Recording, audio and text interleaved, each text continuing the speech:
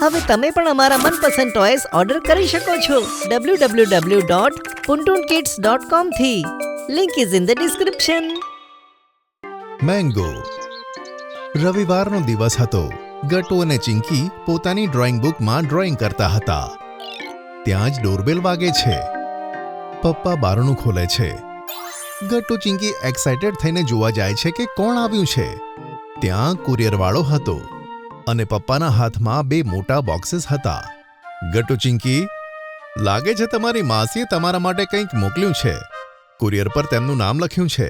વાહ પપ્પા, શું છે આ બંને બોક્સીસમાં? જલ્દીથી બતાવો ને કે માસી અમારા માટે શું મોકલ્યું છે. મને તો લાગે છે કે તેમાં બહુ બધી ચોકલેટ્સ હશે. ના ચિંકી, મને તો તેવું જરાય નથી લાગતું.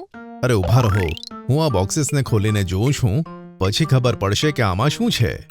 જ્યારે પપ્પા બોક્સીસને ખોલીને જુએ છે ત્યારે બધા ખુશ થઈ જાય છે. એક બોક્સમાં ઘણી બધી કાચી કેરી હતી અને બીજા બોક્સમાં ઘણી બધી પાકી કેરી હતી. વાવ, આટલી બધી કેરીઓ! અરે વાહ, આ કાચી અને પાકી કેરીઓમાંથી તો કેટલી સરસ સુગંધ આવે છે. હા મમ્મી, આ તો એકદમ ફ્રેશ લાગી રહ્યા છે. ત્યાં જ પાકી કેરી જોઈને ગટ્ટુને કંઈક યાદ આવે છે અને તે ખુશીથી કૂદવા લાગે છે. અરે વાહ મમ્મી, તમને ખબર છે, આ પાકેલી કેરી જોઈને મને એક સરસ મજાનો આઈડિયા આવ્યો છે. તે શું ગટ્ટુ? ચિંકી, ભૂલી ગઈ શું? આવતીકાલે સ્કૂલમાં આપણે સમર્સ માટે હેલ્ધી અને રિફ્રેશિંગ ડ્રિંક બનાવીને લઈ જવાના છે. તે પણ કોઈ એક મેઇન ઇન્ગ્રેડિયન્ટને લઈને. અરે હા, હું તો ભૂલી જ ગઈ હતી. ગટ્ટુ, તો શું બનાવવાનું છે? હું આ પાકેલી કેરીઓમાંથી મેંગો શેક બનાવીશ. ચિંકી, મમ્મી, તમે મને મેંગો શેક બનાવવાનું શીખવાડી દો ને. હા હા, જરૂર ગટ્ટુ બેટા, કેમ નહીં. ગટ્ટુ મમ્મી સાથે કિચનમાં જતો રહે છે અને મેંગો શેક બનાવવાનું શીખવા માંડે છે. પેલી બાજુ ચિંકી વિચારમાં પડે છે કે તે સમર ડ્રિંક હવે કોની પાસેથી કેવી રીતે બનાવશે. ચિંકીને હેરાન જોઈને પપ્પા પૂછે છે, ચિંકી, શું થયું? શું વિચારે છે? પપ્પા, ગટ્ટુએ તો પાકેલી કેરીઓથી મેંગો શેક બનાવવાનું વિચારી લીધું છે, પણ હવે હું શું કરું? હવે તો ફક્ત આ કાચી કેરીઓ જ બાકી છે. હવે તેનાથી કોઈ સમર ડ્રિંક કેવી રીતે બને?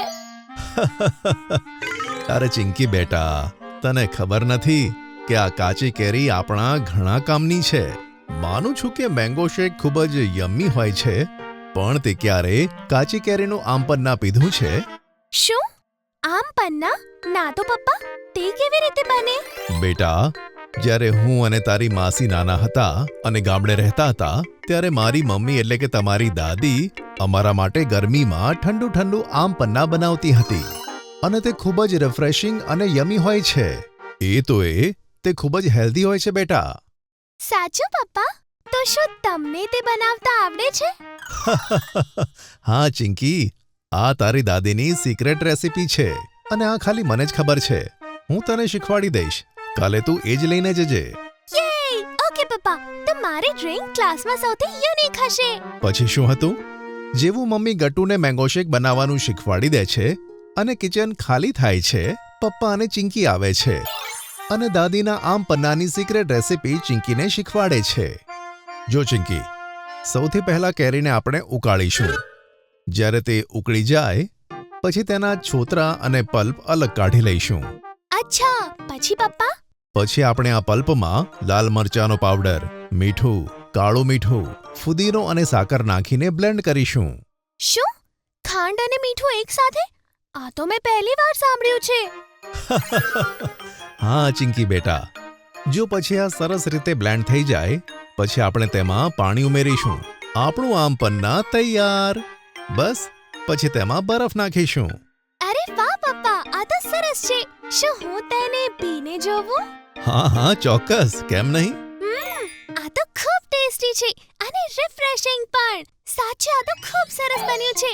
હા ચિંકી બેટા, હવે દાદીની સિક્રેટ રેસિપી તને પણ ખબર પડી ગઈ. હા પપ્પા, હવે હું આવતીકાલે પણ આ જ બનાવીને લઈ જઈશ. મને પૂરો વિશ્વાસ છે કે સ્કૂલમાં પણ આ બધાને બહુ જ ગમશે. બીજા દિવસે ગટ્ટુ ચિંકીની ક્લાસમાં બધા બાળકો સમર ડ્રિંક્સ બનાવીને લાવે છે.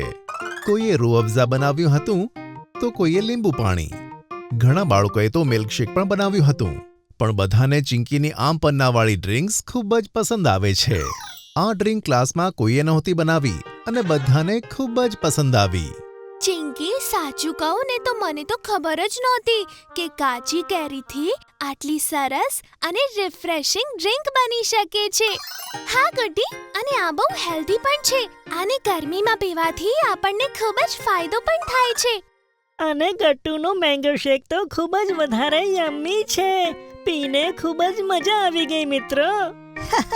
થેન્ક યુ હરી. આ બધું મારી દાદીની સિક્રેટ રેસિપીનો કમાલ છે. બધા બાળકો એકબીજાની બનાવેલી સમર ડ્રિંક્સ પીવે છે અને ખૂબ એન્જોય કરે છે. પછી ઘરે આવીને ચિંકી અને પપ્પા બધા માટે આમ પન્ના બનાવે છે અને બધા એન્જોય કરે છે. જો તમને અમારી વાર્તા ગમી હોય તો પુન ટુન કિડ્સને લાઈક, શેર અને સબસ્ક્રાઇબ કરજો.